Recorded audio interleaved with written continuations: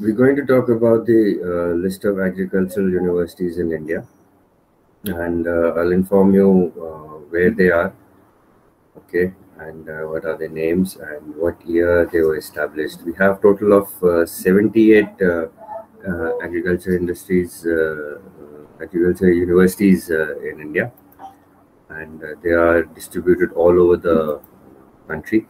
In Andhra Pradesh, you have the Acharya Enjiranga Agriculture University.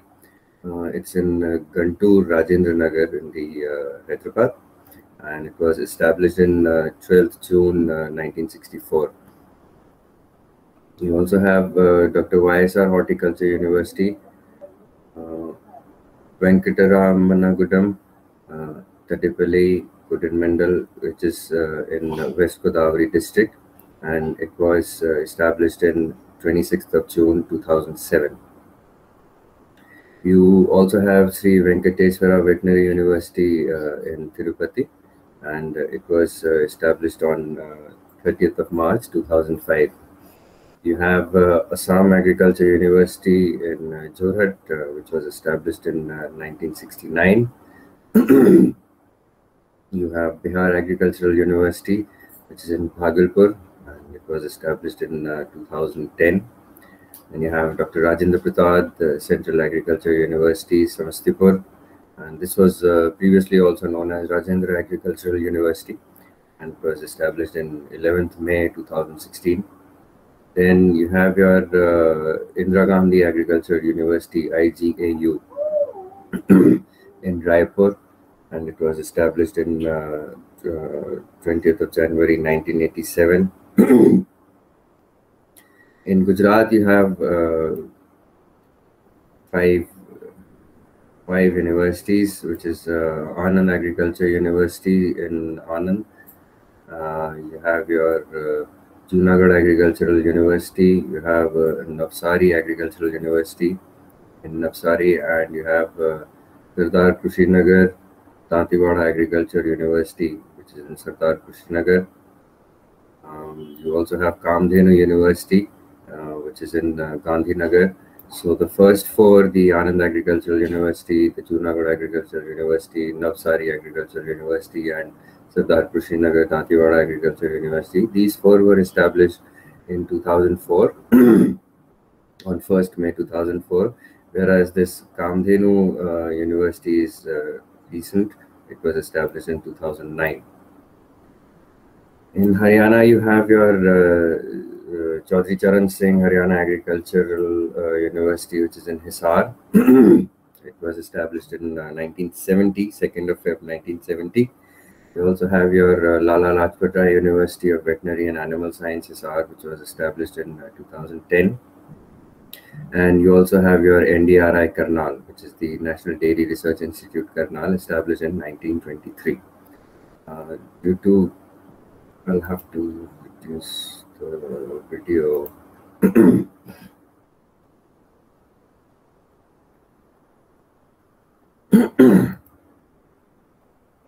Yeah. In Himachal Pradesh, you have Chaudhry Swaran Kumar Himachal Pradesh Krishi Vishwavidyalaya, which is in Palampur, and it was established in 1978.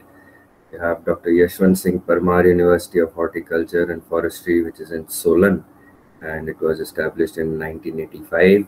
You have this Jammu and Kashmir, Sher-e-Kashmir University of Agricultural Science and Technology of Kashmir, which is in Srinagar, and it was established in 1982. And in Jharkhand, you have Birsa Agricultural University, Kanke, Ranchi. It was established in 1981. Then you have your Sainath University, which is Ormanji, which is a private university established in 2012. Then you have your Jharkhand Rai University in Ranchi, which is another private university established in 2011. Then you have your in Karnataka, you have University of Agricultural and Horticultural Science, Shivamogga. It's in Bangalore. It was established in 2012. Then you have your University of Agricultural Science, Dharwad, UASD, which was established on 1st October 1986. You have University of Agricultural Science, Raichur, which was established in 2009, again in Karnataka. Then you have your University of Horticultural Science, Bagalkote, which was established in 22nd of November 2008. Then you have Karnataka Veterinary Animal and Fishery Science University, which is in Bidar, and it was established in 2005 on the 28th of February. In Shivamoga, you also have another University of Agricultural and Horticultural Science, which was established in 21st September 2012. When we go further down south, you have Kerala. In Kerala, you have Kerala Agricultural University, Velinkara, Thrissur. It was established in 1971. You have Kerala University of Fisheries and Ocean Studies, KUFOS, which is in Kochi. It was established in 2010. And you have Kerala Veterinary and Animal Science University, KVASU, it's in Wayan. It was established on 12th of June 2010. And if you go to Madhya Pradesh, you have your Jawaharlal Nehru Agricultural University in Jabalpur. It's a very old university. It was established in 1964. Then you have Rajmata Vijayaraje Sindhya Krishi Vishwavidyalaya, which is in Gwalior, and it was established in 2009. And we come down to Maharashtra. Maharashtra, you have your Central Institute of Fishery Education, CIFE, which is in Mumbai. It is a deemed university. It was established in 1989. You have your Dr. Balasaheb Sawant Konkan Krishi Vidyapeeth, Dapoli. It was established on 18th of May 1972.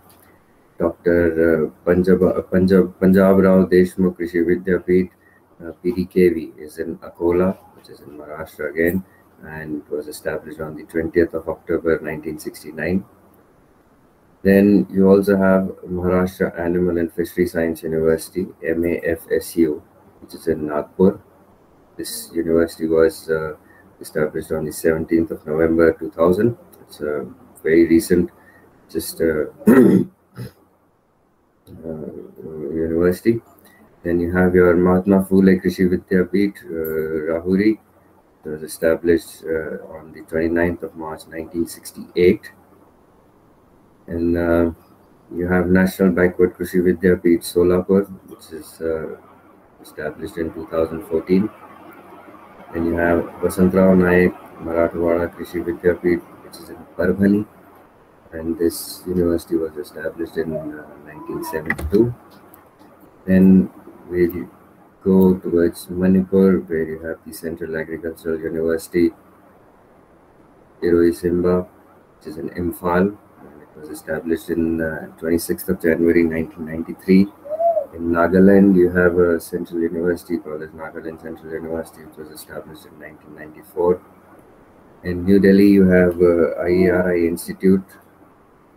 It was established in 1st April 1905.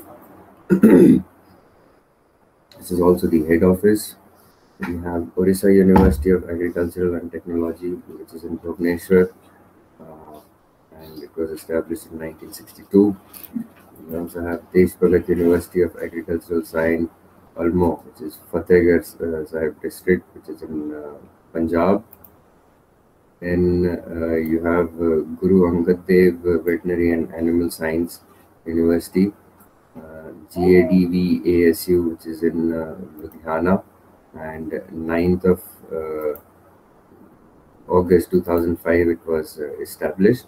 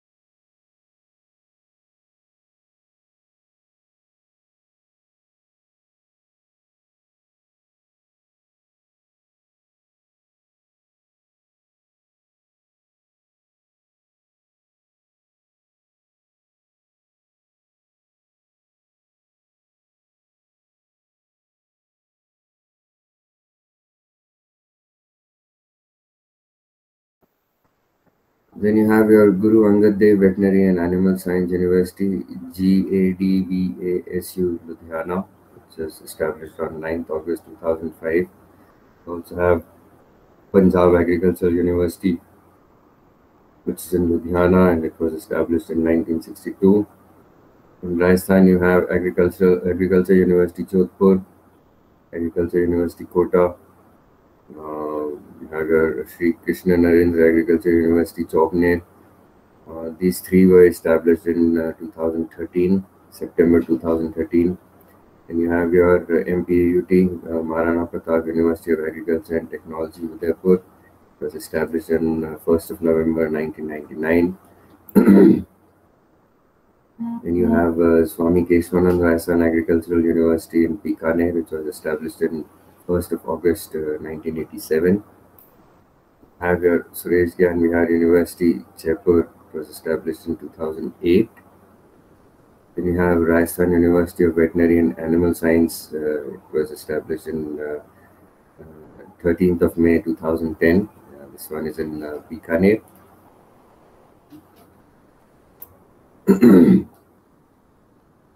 Tamil Nadu, you have Annamalai University. It's in Chidambaram, 1929.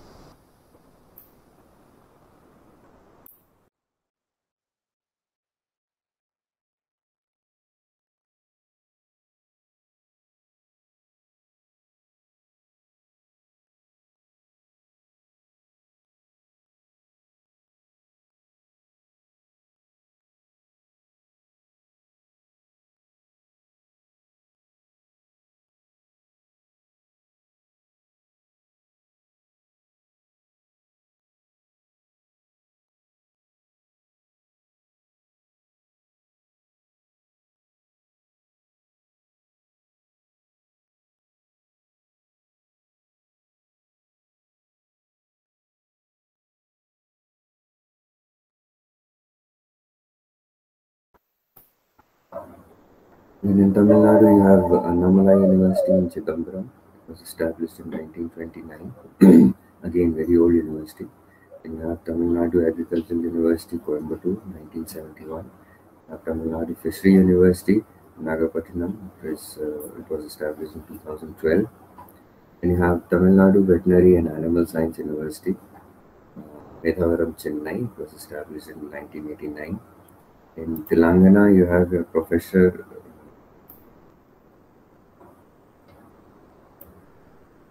You have a Professor Jaishankar Telangana State Agriculture University of Hyderabad. It was established in 2014.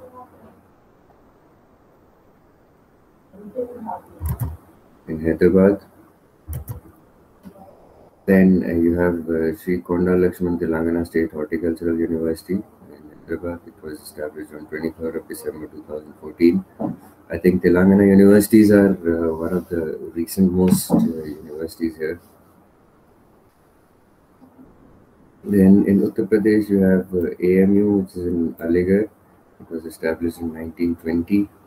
Then you have BHU in Varanasi, which is 1916. Then you have Banda University of Agriculture and Technology, which is in Banda. This was established in 2010. Then you have Chandrasekhar Azad University of Agriculture and Technology, Kanpur. You have Chaudhry Charan Singh University, Meerut, which was established in 1965. Then you have IVRI, which is the Indian Veterinary Research Institute, and this is in Bareilly, and it was established in 1889. You have Integral Institute of Agricultural Science and Technology, IIAST. It's Integral University in Lucknow. It was established in 9th of May 2014. Then you have Narendra Dev University of Agriculture and Technology, which is in Faizabad. It was established on the 10th of October 1975. Then you have your Sardar Vallabhbhai Patel University of Agriculture and Technology, established in 2010, and it is in Meerut.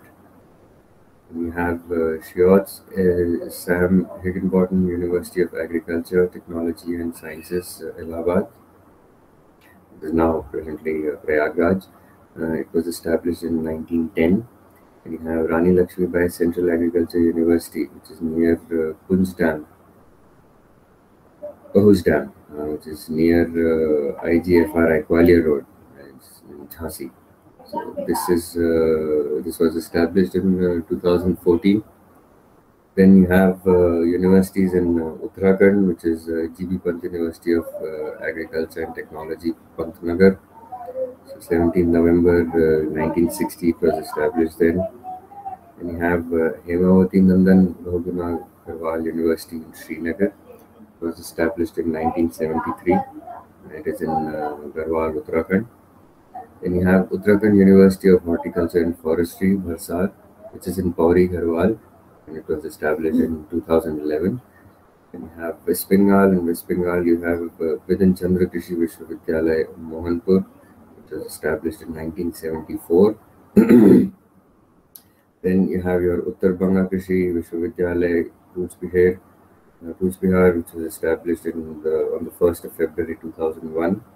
Vishwabharati University is Santiniketan, which was established in 1921. West Bengal University of Animal and Fishery Science, Kolkata, was established in 1995. So these are the universities in the country. So,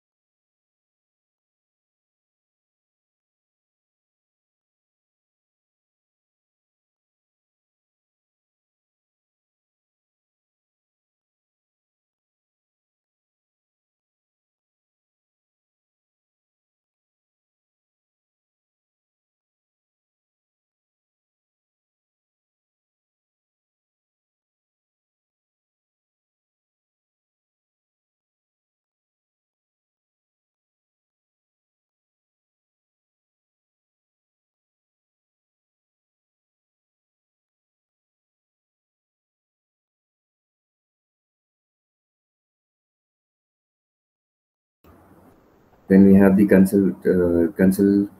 consultative groups of international agriculture researchers. We'll see the mandates of these consultative groups. Their mandate is to achieve sustainable food security and to reduce poverty in developing countries through scientific research and research related activities. And these activities, they are going to take place in the fields of agriculture, forestry, fisheries, policies, and environment. So there is a question which generally everybody asks, and which not everybody asks, but we should ask that question, and we should ask that question on a very regular basis. That why agricultural research matters? What is the importance of agricultural research? And this is a question which, if we are not going to answer, then we will not be able to improve on the present condition. And then you study the law of diminishing. It says that the factor which is the least diminished one, which is the least one, if it is taken away, there's nothing that can happen in the future, right? So, or something like that.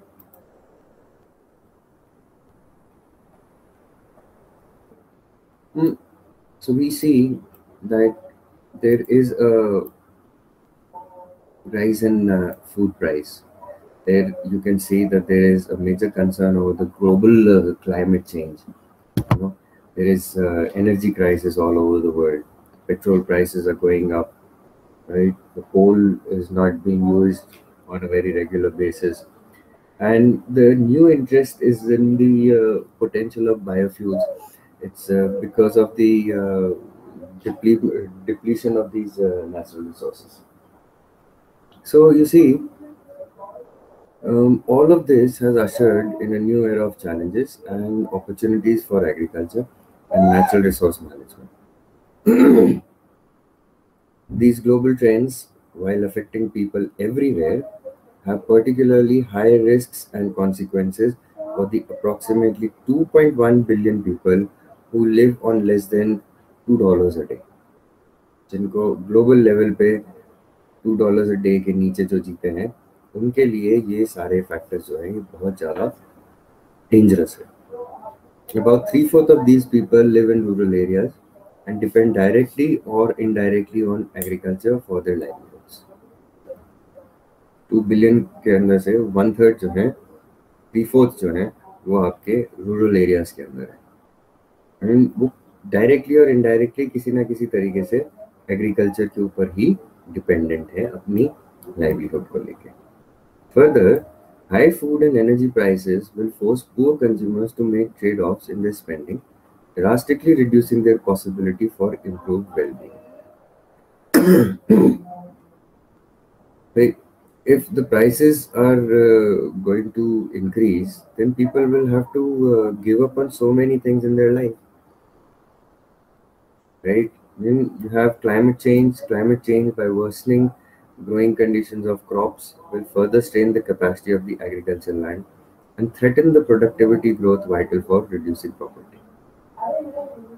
If the conditions of the environment is going to worsen, then the land capacity, the ability of the land to produce good quality food is going to reduce. Environmental and food crops are directly based on the health of the soil. The health of the soil is directly based on the rains and the environmental condition. And if there is a change in one, there is going to be change in all.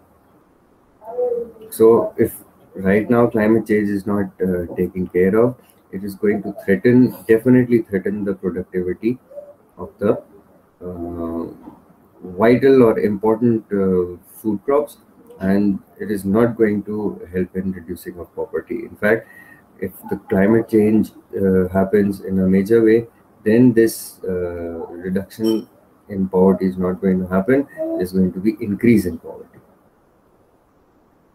You can say that the rise in temperature and this changing rainfall pattern, this could cause a drop in the production as much as 50%.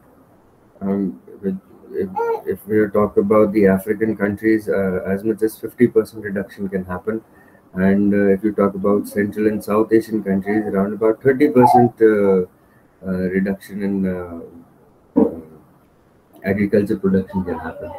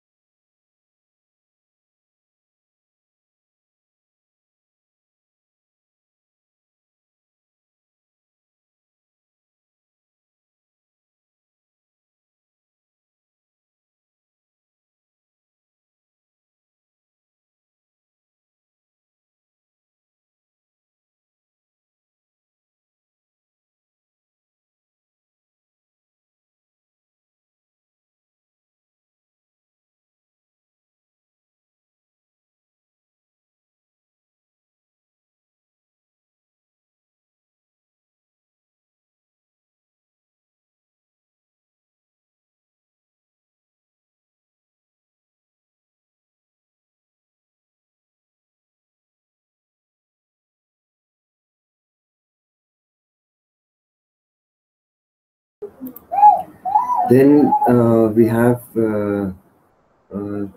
strengthen investment in agricultural science at national and international levels is essential to meet these new and multifaceted challenges. Obviously, if we are not going to have national and international investments, then they're going to make it very difficult to face these challenges. Moreover, there is a need to scale up such research to foster innovations for increased agriculture productivity.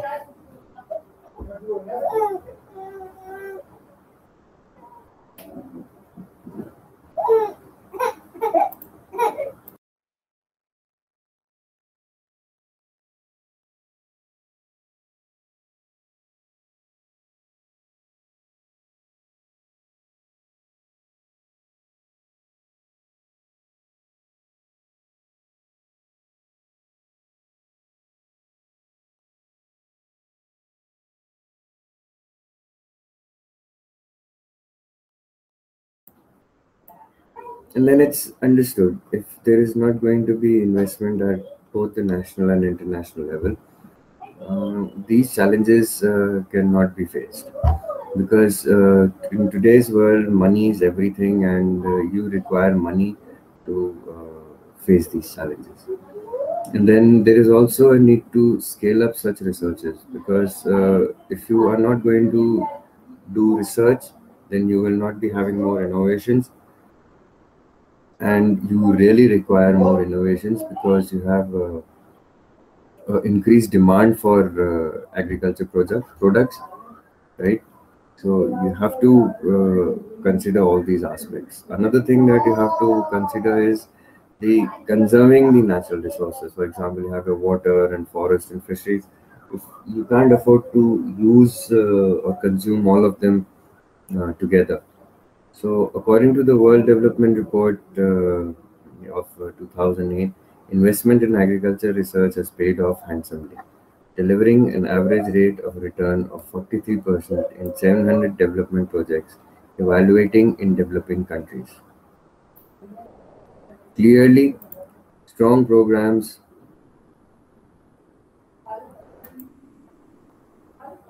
of relevant and effective research must be at the top of the international development agenda. If the Millennium Development Goal of halving the hunger and poverty by 2015 are to be met, and if these gains are to be expanded in the decade to come. But since this is 2015's data, nothing has happened. The World Development Report is still not working on. But yes, we can say that poverty has stood to the same level as it was a long time back. There is no increment in poverty or decrement in poverty as of now. So let's talk about the evolving strategic partnership.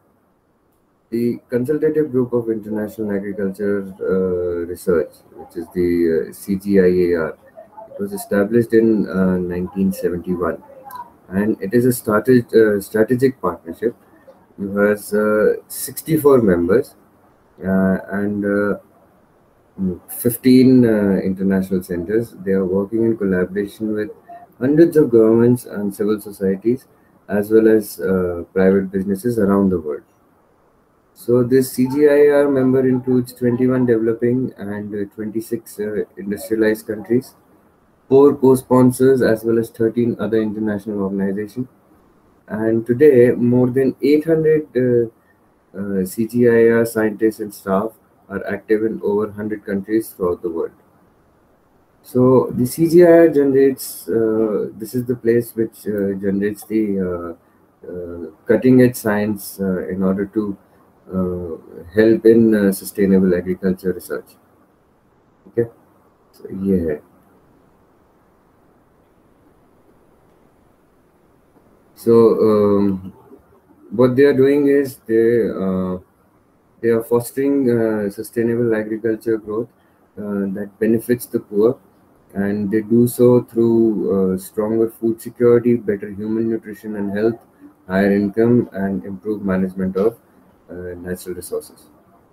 The new crop varieties, knowledge, and other products resulting from CGIAR collaborative research are made widely available to individuals and organizations working for sustainable agricultural development throughout the world.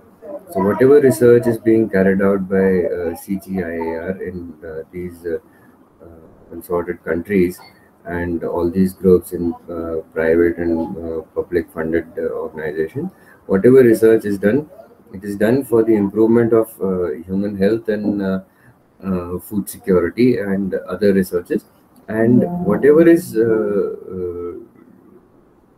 research there is provided to individuals and organizations who are working on sustainable agriculture.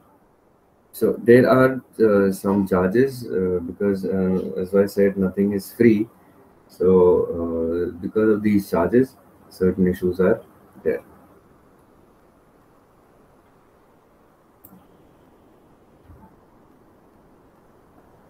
So what are the priorities of CGIAR research? What are the key things that the CGIAR research is looking forward for? Well, the idea is to reduce hunger and malnutrition, and they're going to try and do so by producing more and better food through genetic improvement. That is one of the priorities, which is to reduce the hunger and malnutrition. And it is extremely important that hunger and malnutrition is reduced because millions of people are hungry and more people go malnourished every day because of lack of proper nutrition. And you have your sustaining agriculture, biodiversity, both in situ and ex situ. Then you have promoting opportunities for economic development and through agriculture, diversification, and high value commodities and products. Ensuring sustainable management and conservation of water, land, and forest.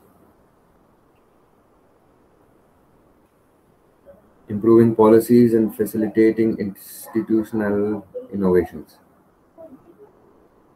So, the critical task for 11 of CGIAR centers is to maintain international gene banks. And these gene banks preserve and make readily available the plant genetic resource that form the basis of food security worldwide. Okay. In addition, the CGIAR implements several innovative challenge programs designed to confront global or regional issues of vital importance, implemented through broad-based research, partnerships.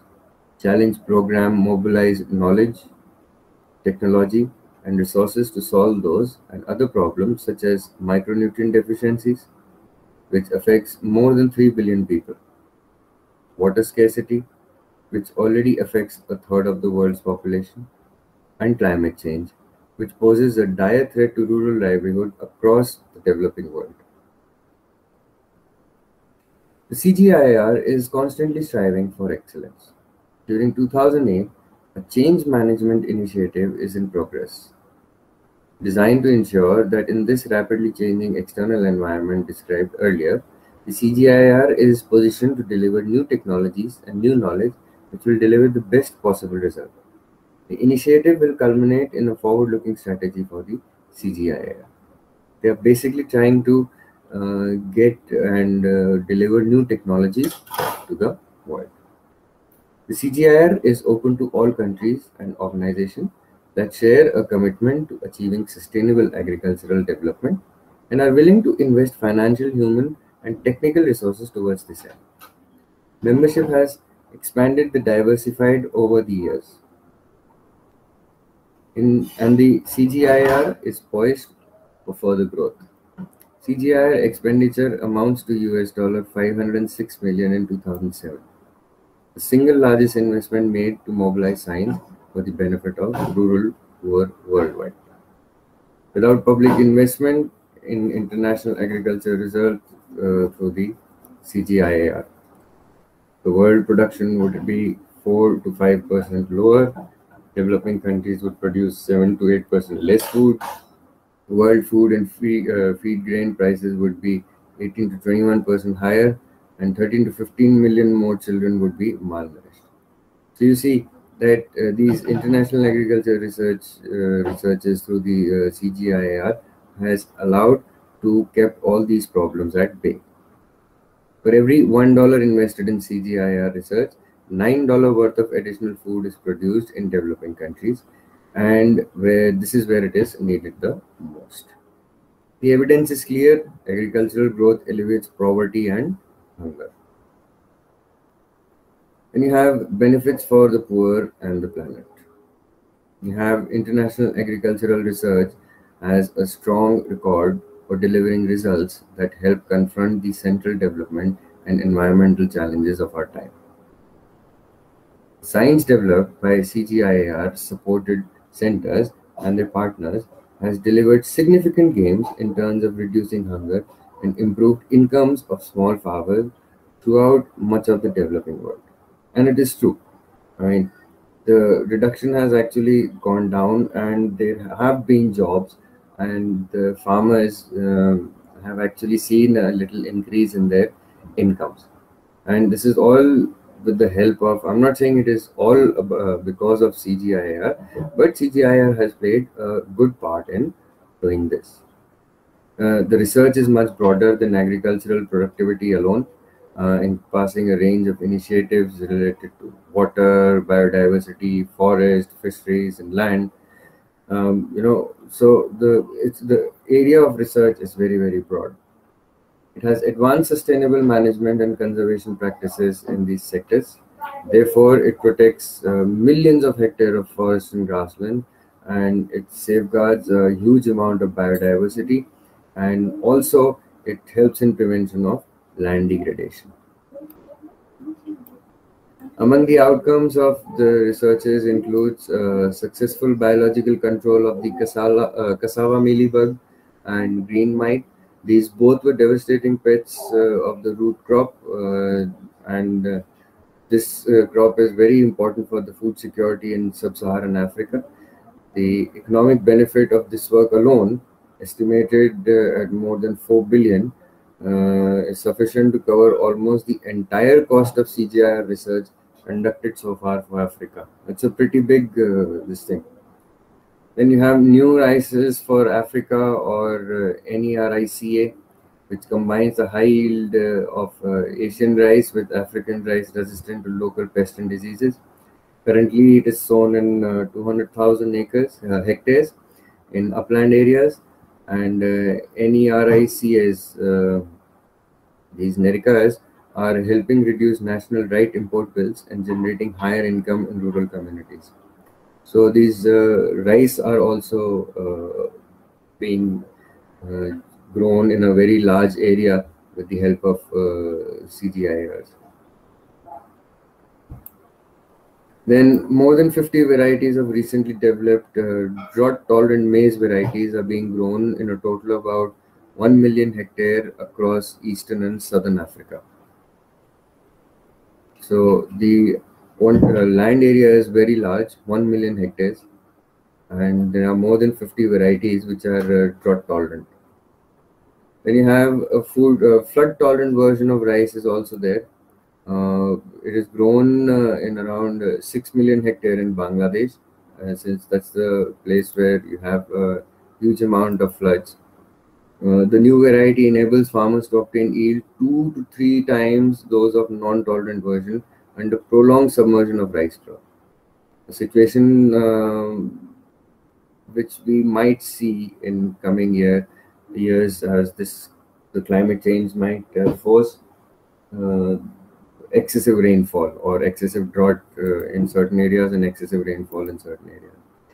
So this rice variety might be of some help.